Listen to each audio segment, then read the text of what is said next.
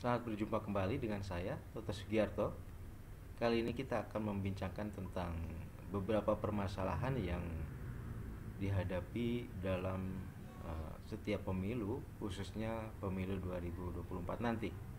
Kira-kira apa saja sih permasalahan dalam berbagai tahapan di pemilu 2024 nanti?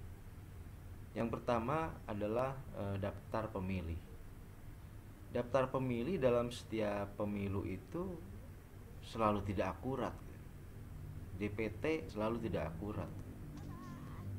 Nah, kenapa demikian? Karena eh, daftar pemilih itu bisa dikatakan selalu berada di belakang realitas yang sebenarnya. Dalam arti bahwa dinamika di masyarakat kan berubah ya.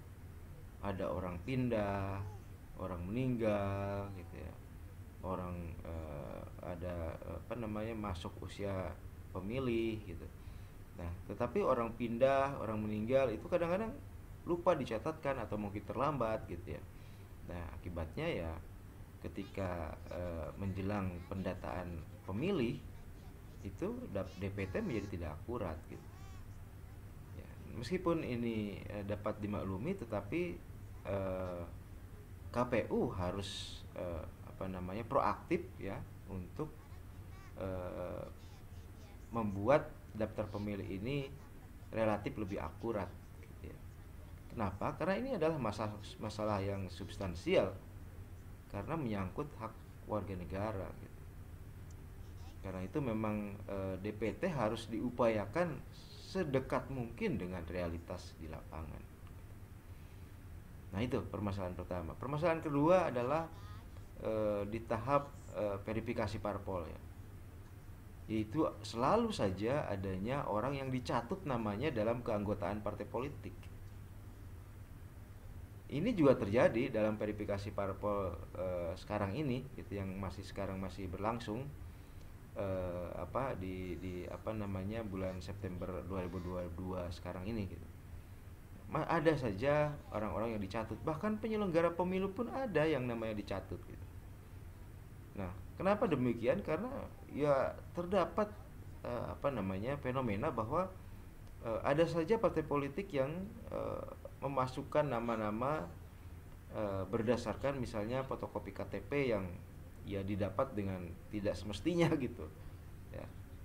Nah, ini seharusnya menjadi perhatian dari penyelenggara pemilu bahwa partai yang seperti itu ya dikenai sanksi lah seharusnya, karena memang mereka tidak melakukan proses secara semestinya ya. Sebenarnya kan verifikasi parpol itu kan justru ajang untuk memperbaiki partai ya, data-data di partai. Nah, kalau kenyataannya banyak mereka mencatut nama-nama orang untuk masuk ke dalam keanggotaan ya, ya itu satu pelanggaran sebenarnya. Yaitu satu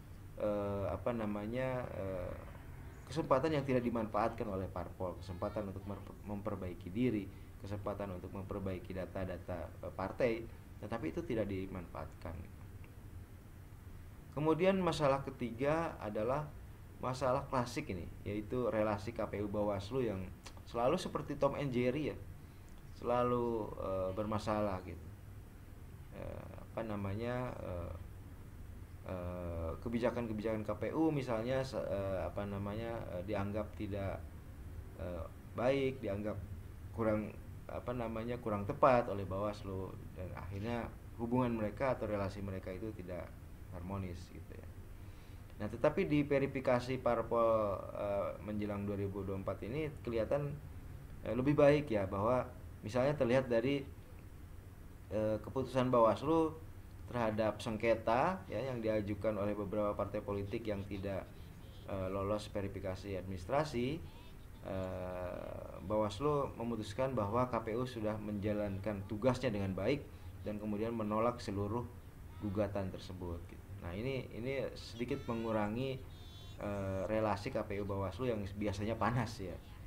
Nah, tetapi apakah keputusan Bawaslu ini juga tepat? Apakah keputusan Bawaslu itu hanya mementingkan relasi yang baik antara KPU Bawaslu dan dengan kurang mementingkan hak yang dimiliki oleh partai-partai misalnya, ataukah memang sudah betul gitu ya, bahwa sebenarnya partai-partai itu memang tidak layak untuk ikut pemilu 2024 gitu. Nah, itu masalah ketiga. Masalah keempat adalah terkait dengan efektivitas Gakumdu ya. Jadi setiap pemilu kan ada penegakan hukum pemilu itu dilakukan oleh 3 institusi, yaitu oleh Bawaslu, kepolisian, dan oleh kejaksaan ya, oleh pengadilan gitu ya. Ya, oleh kejaksaan. Nah, ini khusus untuk pelanggaran-pelanggaran pidana gitu ya. Nah, untuk pelanggaran administratif biasanya Bawaslu sendiri yang menyelesaikan. Nah, untuk pelanggaran pidana ini diselesaikan di Gakumdu, dan selama ini Gakumdu itu seperti macan ompong ya. Kurang optimal gitu hasilnya gitu. Mungkin karena terdapat tiga institusi di dalamnya, jadi ya seperti kurang kompak begitu ya. Mungkin kedepannya bisa diperbaiki kondisi seperti ini. Kemudian masalah yang kelima itu masalah terkait laporan dana kampanye. Laporan dana kampanye ini kan dirancang agar pemilu lebih adil, dalam arti bahwa ada pembatasan dana kampanye, dan kemudian dana kampanye harus dilaporkan. Artinya pemakaian dana kampanye itu harus sesuai dengan ketentuan yang ditentukan oleh undang-undang, tidak boleh melebihi pembatasan dana kampanye gitu. Nah, tetapi realnya laporan dana kampanye sekarang ini seperti ya asal terlihat baik gitu ya, sedangkan di lapangan tetap saja terjadi pelanggaran-pelanggaran terhadap pembatasan dana kampanye gitu. Nah, ini menjadikan pemilu kita ya belum adil gitu ya. Siapa yang punya modal kapital yang tinggi, ya dialah yang memiliki kesempatan lebih tinggi untuk memenangkan kontestasi, jadinya seperti itu ya, karena memang laporan dana kampanyenya belum efektif ya. Kemudian masalah yang lainnya juga adalah yaitu tadi ya, terkait dengan laporan dana kampanye, yaitu dominasi kekuatan kapital ya. Dengan kekuatan kapital itu biasanya calon-calon bermodal kuat itu bisa membeli suara rakyat gitu. Bahkan membeli panitia pemilihan dan pengawas gitu. Nah, ini yang sangat mengkhawatirkan ya. Nah, dominasi kekuatan kapital ini yang harus dihentikan, yaitu dengan benar-benar menerapkan laporan dana kampanye yang sesuai real di lapangan gitu. Dengan demikian maka nanti kontestasi akan berlangsung dengan lebih adil gitu ya. Oke, saya kira itu ya sekilas tentang beberapa permasalahan yang seringkali terjadi menjelang pemilu, dan tentu saja ini kita menjelang tahapan sudah berjalan tahapan pemilu 2024, dan permasalahan-permasalahan ini hendaknya menjadi perhatian para penyelenggara pemilu, sehingga dalam tahapan pemilu 2024 ini permasalahan ini bisa dihilangkan atau minimalkan lah ya, sedikit dibuat lebih sedikit gitu ya pelanggarannya. Oke, saya kira itu pertemuan kita kali ini. Jangan lupa like dan subscribe. Terima kasih.